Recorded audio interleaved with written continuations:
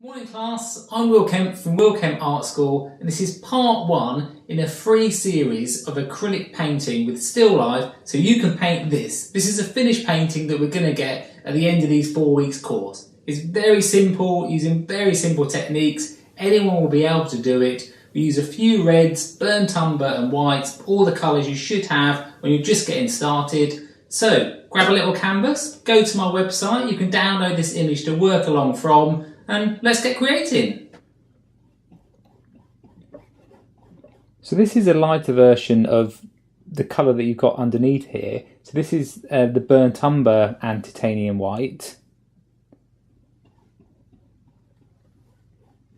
But just to show you the difference when you use raw umber, because this picture has got reds and greens in it, and the complement of red is green, it's often handy to have a base or an undertone that's got a very slight green tinge to it. So the raw umber, this again just the raw umber and white, you'll see looks a lot greyer when we compare them to this. I know the kind of optically it will look greyer because we've got a warm tone around it, but you can see how this is going to work as a better base for this particular painting. If you haven't got any raw umber, you can easily match this by starting with your burnt umber and add a tiny amount of the ultramarine blue to it, which will cool it down, and you'll be able to get the similar colour.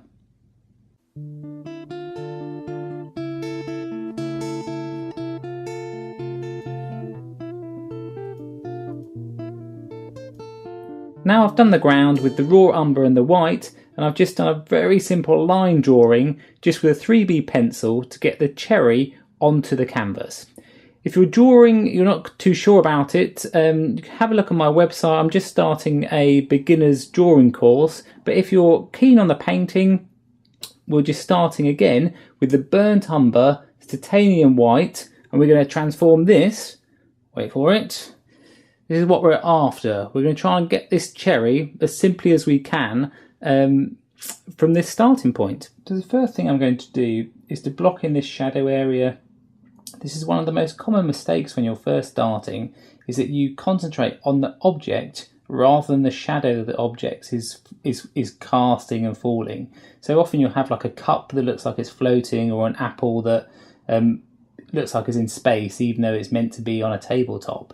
So if you tackle that first, the shadow area, what is often seen as like the most boring part of the picture, if we get that in first, then we'll be ahead of ourselves.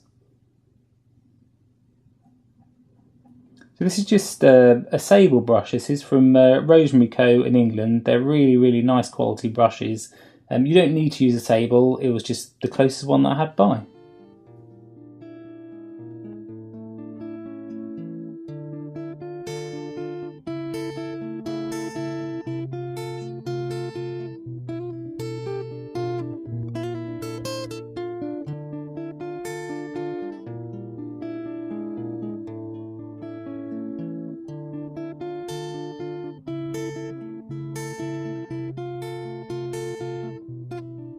So the area on the shadow area here, where I know it's slightly lighter, all I'm going to do to put in a lighter tone but still keep it simple is just to add a tiny bit of water just to the tip of the brush,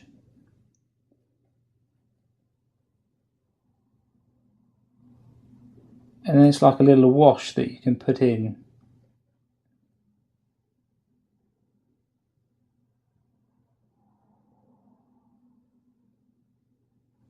So what I'm doing is I'm looking at the image and I'm trying to see where are the darkest parts of this image, because this is the darkest colour we're using at the moment.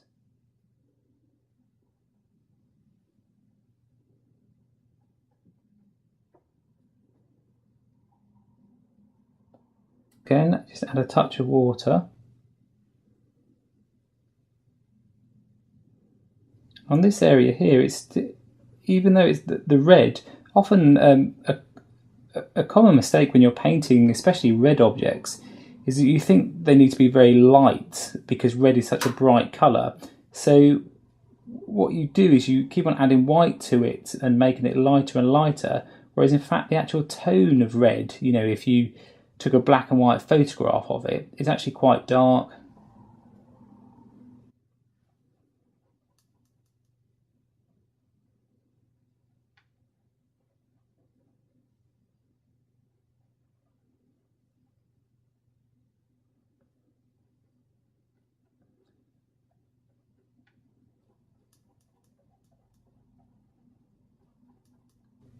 I'm just going to swap to the filbert brush here. This is an Isabey brush. This is a number 6 and a filbert finish. I always favour the filberts. They're very handy, especially for round objects. So even though on this picture there's what's called reflective light, if you look very closely, on this edge of the picture. So can you see how there's some reflected light here that's bouncing off of the white all around and coming back onto this side? Now, there's also some, when you look under here, it's a different tone, it's a lot purplier. But we're not initially worried about that. Often when you're first starting, you try and, you know, worry about all these details, but you really don't need to. You need to try and look at the mass form of it, the real basic structure. And then the details or these kind of bits can always come later. It's always best to start simply and then kind of add more detail as you go along.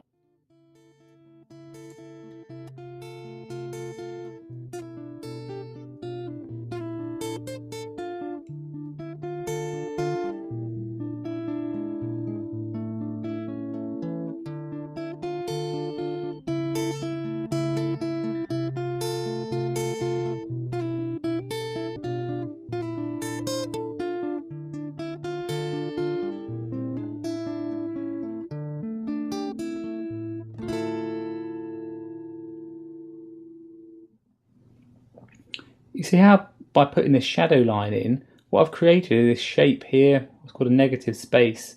And when you're doing your drawing, it's very handy to look at these spaces to help you to be able to draw the subject.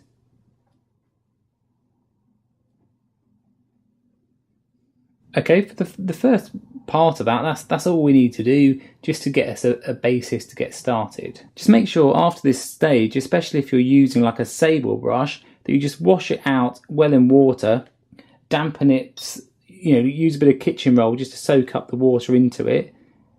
And you know, you can squeeze it out so you see how elements of the pigment all come out into there. And then you've got a clean brush.